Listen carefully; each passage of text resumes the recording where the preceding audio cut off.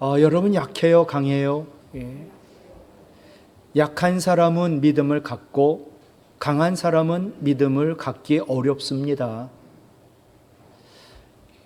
약한 사람은 믿음의 사람이고 강한 사람은 신념의 사람이지요. 우리는 내가 강해 나를 의지하는 신념의 사람이 되어서는 안 되고 너무 약해 하나님 믿고 의지하는 믿음의 사람이 되어야 합니다. 믿음과 신념 완전 다릅니다. 믿음은 하나님 말씀, 하나님으로부터 시작이 되고 신념은 내 생각, 내 확신, 나로부터 시작이 됩니다. 믿음의 과정은 하나님 말씀에 순종하는 것이고 신념의 과정은 불굴의 의지입니다.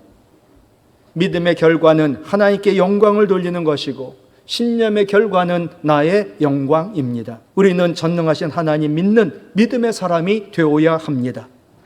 오늘 본문이 우리에게 주는 교훈이 뭘까요? 첫 번째로 원망은 모든 문제 해결의 열쇠가 될 수 없다. 원망하면 문제는 점점 더 커진다. 원망하면 적을 이길 수 없다. 12명의 정탐꾼들이 가나안을 40일 동안 정탐하고 돌아왔습니다. 보고를 하는데 둘로 나뉘었습니다. 먼저 10명의 정탐꾼. 가나안에 들어가 보니 가나안 사람들은 장대같이 거인이야. 우리는 우리 스스로 보아도 메뚜기 같아. 그러니 우린 안 돼. 부정적이고 절망적인 보고를 합니다. 얼마나 이게 빨리 영향력을 미치는지 이스라엘 백성들 밤새도록 통곡합니다. 그리고 모세와 아론을 원망하고 모세와 아론을 오늘 돌로 쳐 죽이려고 하는 게 9절 말씀이에요. 그러자 하나님이 모세와 아론을 하나님 영광으로 덮어 그들을 살립니다. 그들은 결국 하나님을 원망했던 거지요. 하나님을 믿지 않는 자는 하나님 원망합니다. 광야 40년 이스라엘 백성들의 특징은 한마디로 원망입니다. 40년 동안 광야에 공장이 없었어요. 가게도 없었어요. 그런데 그들은 한 번도 굶지도 않고 못 먹어 죽은 사람 하나도 없고 물만 마셔 죽은 사람도 없습니다. 40년 동안 신발 신었는데 신발 한 번 헤어지지 않게 해주셨는데도 날마다 허구한 날 그들은 원망하며 살았습니다. 원망하면 속은 좀 시원한 것 같아요. 그러나 그것은 문제 해결을 절대로 못하고 문제를 더 확산시켜요. 왜? 하나님은 원망한 대로 그대로 행하시니까. 원망은 무서운 범죄입니다. 하나님께서는 우리가 원망하는 말을 들으신 대로 그대로 행하십니다. 참으로 무서워요. 오늘 본문 뒤에 민수기 14장 28절의 핵심인데 27절부터 보세요. 이스라엘 자손이 원망하는 말을 하나님이 내가 들었노라. 너희 말이 하나님 내 귀에 들린 대로 내가 너희에게 그대로 행하리라. 나를 원망하는 자 전부 여분네 아들 갈렙, 눈의 아들 여호수아 두 사람 제외하고는 내가 너희에게 살게 하리라 한 땅에 가나안에 절대로 들어가지 못한다. 진짜로 한 사람도 못 들어갔어요. 믿음 없어가지고. 오늘 보면 2절에 보면요, 하나님은 원망해요. 원망하면서 하는 말이 뭔지 아세요? 야, 애굽에 있었으면 종으로 살았으면 좋았을 텐데 지금 이 광야에서 보세요. 이 광야에서 죽었으면 좋았을 것을. 하나님 원망하면서 죽겠다는 거예요. 여러분 아무리 힘들어도 하나님 원망하면 죽겠다 그러지 마세요. 막 그냥 있어도 죽지만 일찍 죽어요. 정말이에요. 왜? 하나님은 들으신 대로 행하시니까. 제가 교회 처음 와가지고 여러분 죽겠다고 하지 마십시오. 하나님은 들으신 대로 행하시니까. 그래서 많은 그 권사님들이 저한테 목사님 살겠어요. 그럼 저는 이제 탁 알아채죠. 굉장히 힘드신가 보다. 예. 그래도 살겠다고 하셔야 돼요. 여러분 어떤 문제를 만나든 절대로 원망하지 마십시오. 하나님이 원망하는 말 그대로 행하실 거니까. 그래서 문제는 더 크게 만들어주고 우리는 도저히 문제 해결도 못할 뿐더러 적을 이길 수가 없고 망하게 되는 거죠. 여러분 우리 하나님 어떤 분이신가? 로마서 8장 28절 너무나 잘 알고 외우는 말씀. 시작. 하나님을 사랑하는 자 곧 그의 뜻대로 부르심을 입은 자들에게는 모든 것이 합력하여 선을 이루느니라. 아멘. 우리 하나님 어떤 분인지 아세요? 우리에게 문제가 있고 우리에게 고난이 있고 우리에게 어려움과 고통과 슬픔이 있어도 결국 이루어 주시는 것은 선이에요. 여러분 요셉 보세요. 어떻게 종으로 팔려가고 억울하게 감옥 들어가고 결국 그는 잘 됐어요. 형들이 나를 팔아 해를 가하려고 했지만 하나님은 그걸 선으로 바꾸사 내 꿈을 이루어 주시고 기근 가운데 형들과 가족과 이방 나라를 살렸다고. 하나님은 결국 이루시는 게 선이거든요. 그리고 하나님 언제나 내 편이거든요. 하나님이 약속하신 거 반드시 신실하게 이루시거든요. 그 하나님은 나를 사랑하고 나보다 능력이 있으시거든요. 그러니 지금만 보고 절대로 원망해서는 안 됩니다. 그런데 마귀가 하는 일이 뭐냐? 원망을 통해요 하나님의 교회를 파괴하는 거예요. 성령 충만한 초대 예루살렘 교회 너무 잘 되는 거예요. 마귀가 야 이거 깨야 되겠다. 마귀가 침투해가지고요. 여러분 교회가 구제하는 일 좋아요 안 좋아요? 좋아요. 근데 이 구제 가지고 교인들을 원망시키도록 만들더라고요. 사도행전 6장 1절 헬라파 유대인 자기 과부들이 매일 구제에서 빠짐으로 히브리파 유대인들을 원망했다. 교회가 딱 구분이 됐어요. 헬라파 유대인과 히브리파 유대인. 히브리파 유대인들은 계속 이스라엘에서 살던 유대인들, 그들이 어떻게 보면 주인이라고 할까요? 주인 텃세하는 거죠. 근데 헬라파 유대인들은 유대인인데 이스라엘에서 떠나가지고 헬라에서 살다가 이방 나라 헬라권 문화에서 살다가 다시 돌아와 예루살렘 교인이 된 거예요. 히브리파 유대인들은 구제를 받아요, 과부가. 근데 헬라파 유대인의 과부들은 구제를 못 받는 거예요. 그러니까 이게 원망이 돼가지고 교회가 큰일 났어요. 그럴 때 해결한 방법이 뭔지 아세요? 헬라파 유대인들이 원망하니까 이 문제를 헬라파 유대인들에게 맡깁니다. 얼마나 잘했는지. 그리고 사도들은 오로지 말씀 전하는 데 집중하고 그리고 전도하는 데 기도하는 데 집중합니다. 그러자 다 원망의 문제가 해결되더라고요. 여러분 언약궤 아시죠? 퀴즈. 언약궤 안에 세 가지가 있었어요. 뭐죠? 답이 다 나와 있어요. 아론의 쌍난 지팡이, 십계명 돌판, 그리고 만나 담은 금 항아리. 히브리서에 나오죠. 9장에. 근데 이게 무엇을 의미할까요? 여기에 다 이스라엘 죄가 담겨져 있고요. 또 그런 가운데도 이스라엘을 사랑하신 전능하신 하나님이 이 안에 계세요. 언약궤 안에 아론의 쌍난 지팡이. 아론을 오늘 돌로 쳐 죽이려고 그러는 거예요. 계속 그래요. 그러자 하나님이 개입하셨어요. 야 12지파 다 지팡이 가져와. 그래가지고선 지팡이를 넣었는데 누구 지팡이에서만 싸게 났어요? 아론의 지팡이에서만 싸게 났어요. 그 다음부터는 이 사람들이 아론 그 제사장의 반열에 그들이 순종합니다. 하나님 왜 저자들만 제사장이에요? 원망하고 반항하더라고요. 십계명 돌판. 하나님 모세가 갔는데 죽었어요? 살았어요? 하나님 원망하며 금송아지 만들었거든요. 시내산에서 내려오던 모세가 십계명 받은 돌판을 던지지요. 또 다시 받았지요. 원망으로 다시 받은 전능하신 하나님 말씀이 십계명 돌판이지요. 만나 담은 금 항아리. 세상에 광야에서 먹을 것 없는데 매일같이 만나 줬다고 그걸 원망해요. 하나님 왜 이거 왜 똑같아요? 원망했는데도 살려줬거든요. 만나 담은 항아리. 모두 하나님께 대한 원망과 관련되어 있어요. 그런데 하나님은 이 부끄럽고 숨기고 싶은 이스라엘의 죄가 담겨있는 이 언약궤, 그걸 앞세워 요단강을 건너라. 제사장이 먼저 언약궤 메고 저보고 언약궤 먼저 메고 요단강에 들어가래요. 근데 요단강이 그냥 물이 아니에요. 범람을 해가지고 홍수가 나가지고 저 거기 들어가면 빠져 죽어요. 근데 나보고 언약궤 메고 들어가라고. 하나님 원망하지. 하나님 제가 무슨 죄입니까? 왜 저보고 먼저 빠져 죽으라고 합니까? 이렇게 하면 안 되는 거잖아요. 원망하지 마. 하나님 전능하시니까 믿어. 범람하는 물에 언약궤 맨 제사장이 한 발을 디디자 물이 쫙 갈라지고 강이 마른 땅이 되어 기적으로 건너가요.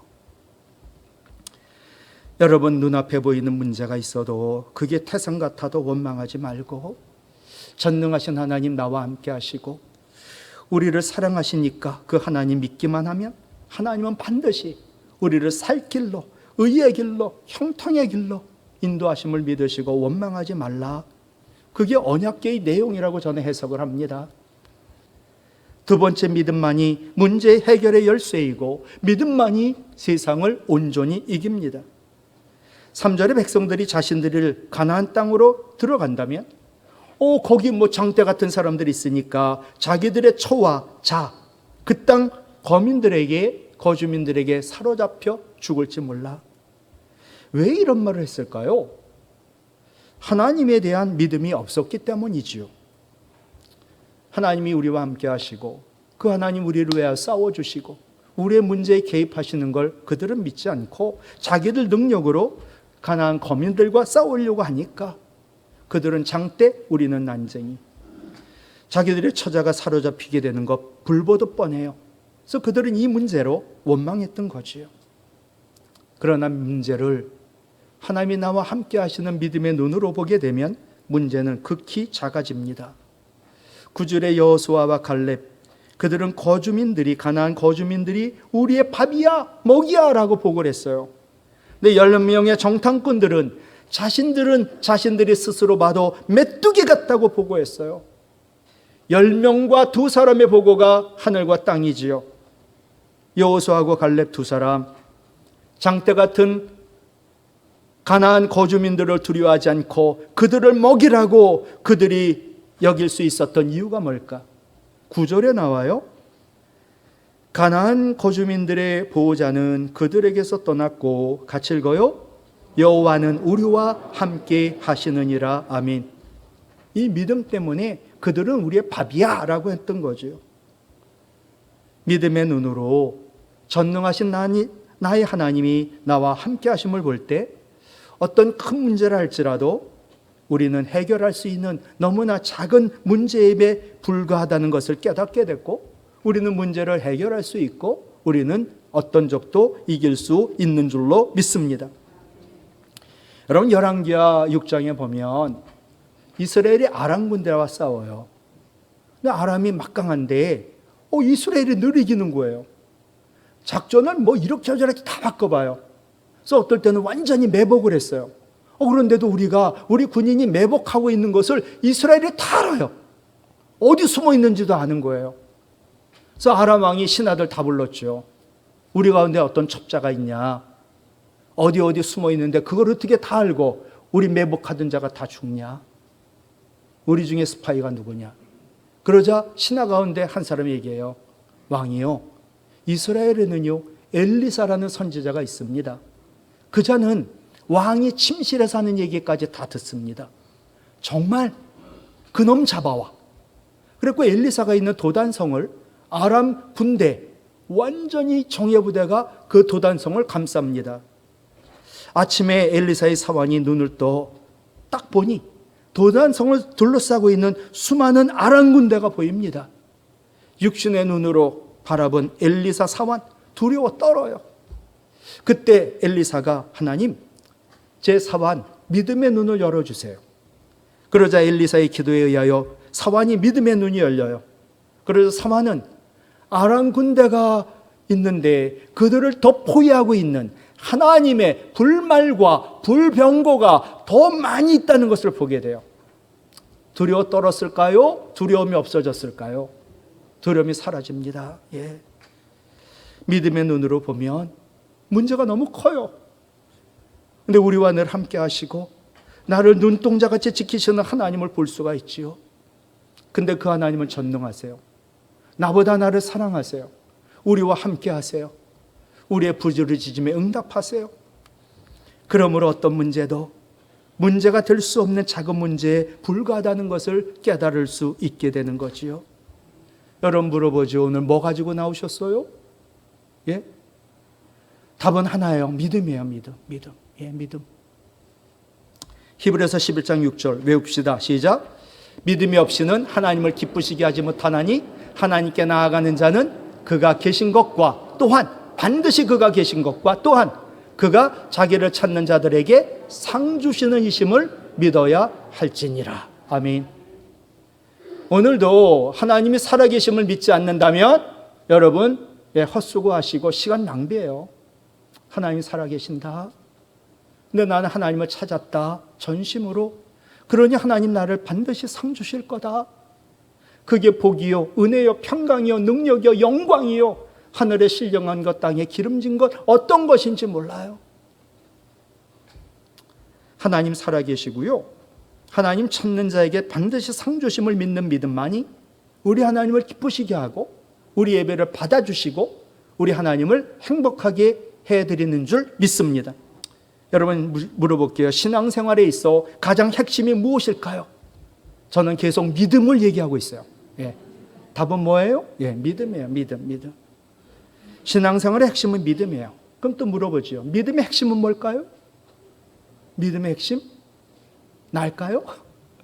내가 믿음이 크냐? 내 믿음이 세냐? 강하냐? 그게 믿음의 핵심일까요? 절대로 아니에요. 우리 믿음 소중하지만 그게 핵심은 아니에요. 카슨이라고 하는 미국의 유명한 신학자가 예를 들었어요. 출애굽 당시 하나님이 애굽의 장자를 치셨어요.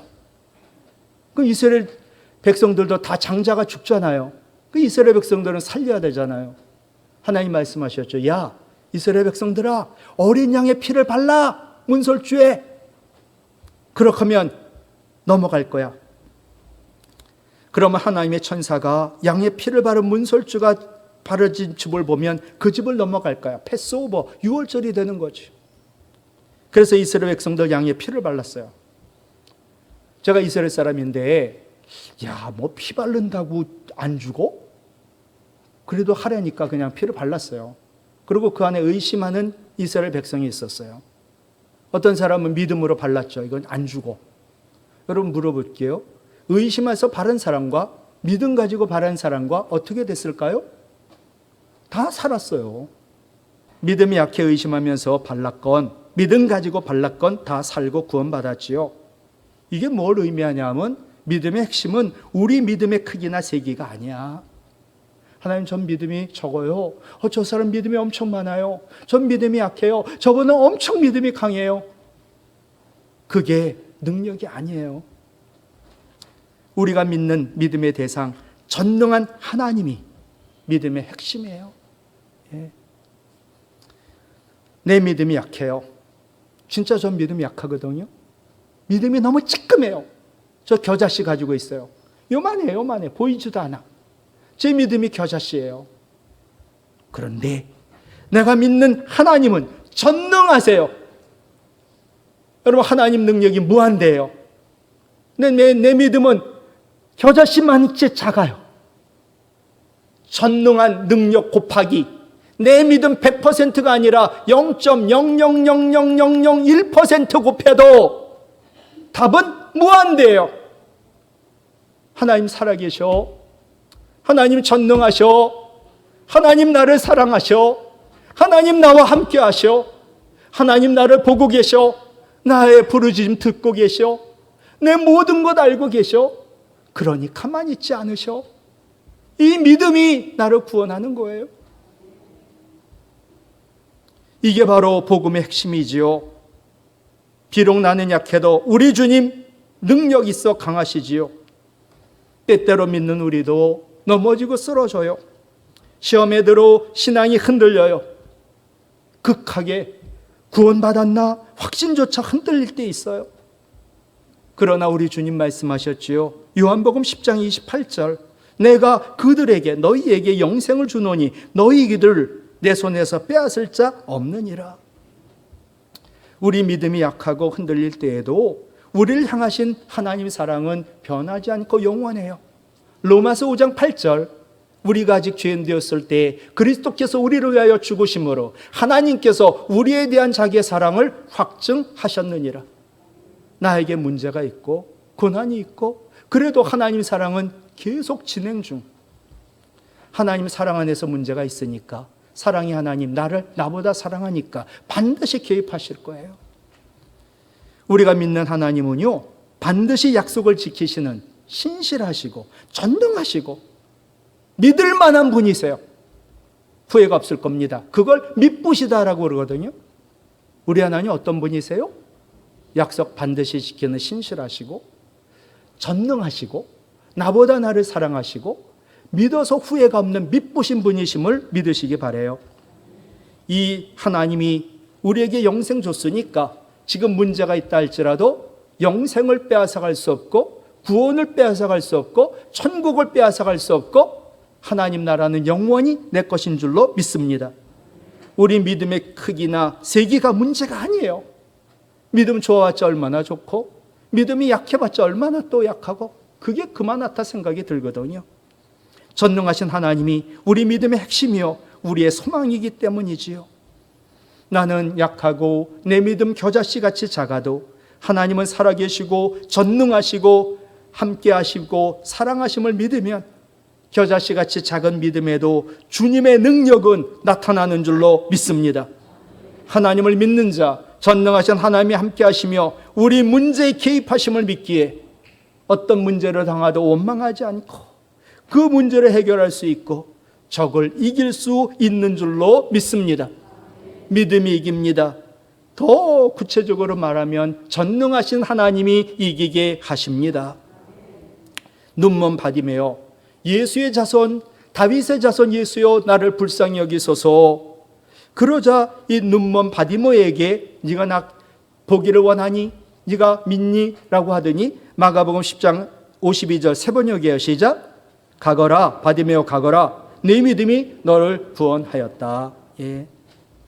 바디메오가 다윗의 자손 예수여 나를 불쌍히 여겨주세요 라고 외치자 예수님 그를 부르시고 그의 눈을 뜨게 하시고 다시 보게 하셨지요.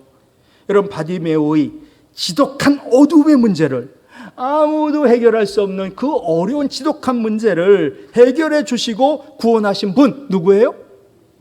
예수님이세요. 하나님이세요. 예, 가나안 거민들 이긴 건 하나님이세요. 근데 네 믿음이 이겼더라고.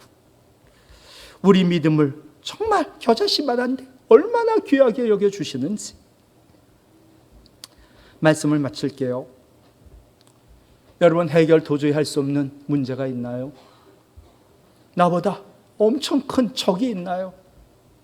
고린도전서 3장 7절 심는 이나 물 주는 이는 아무것도 아니로되 같이요 오직 자라게 하시는 이는 하나님 뿐이니라. 아멘. 산을 옮겨요 불가능을 가능케 해요. 그분은 오직 전능하신 하나님이세요. 그러나 우리가 할 일이 있죠. 작은 겨자씨 믿음을 심는 건 우리의 몫이지요. 그러니까 저는 그래요. 하나님 말씀을 듣고 하나님 살아계신다. 하나님 전능하시다. 하나님 나보다 나를 사랑하신다. 하나님 우리와 함께 하신다. 하나님 우리의 부르짖음을 들으신다. 그리고 내 인생에 가입하시고 그 믿음 보시고 우리를 구원하신다. 이 믿음은 우리가 가져야 돼요. 물론 그것도 하나님 은혜지만 제가 하는 일은 뭘까요? 여러분은 심고 저는 계속 말씀을 통하여 그 믿음이 자라도록 하는 게 목회자인 저의 역할이겠지요. 그러나 그 믿음이 무럭무럭 자라 믿음의 열매를 맺는 것은 하나님이신 줄로 믿습니다. 믿음이 이깁니다. 전능하신 하나님이 이기게 하십니다. 하나님은 살아계십니다. 전능하십니다. 신실하시고 우리와 함께 하심을 믿는 믿음으로 놀라운 일을 행하시는 하나님의 역사하심으로 모든 문제가 해결받고 늘 이기게 하심을 몸소 체험하시고 모든 영광 하나님께 돌리기를 주님의 이름으로 부탁을 드립니다.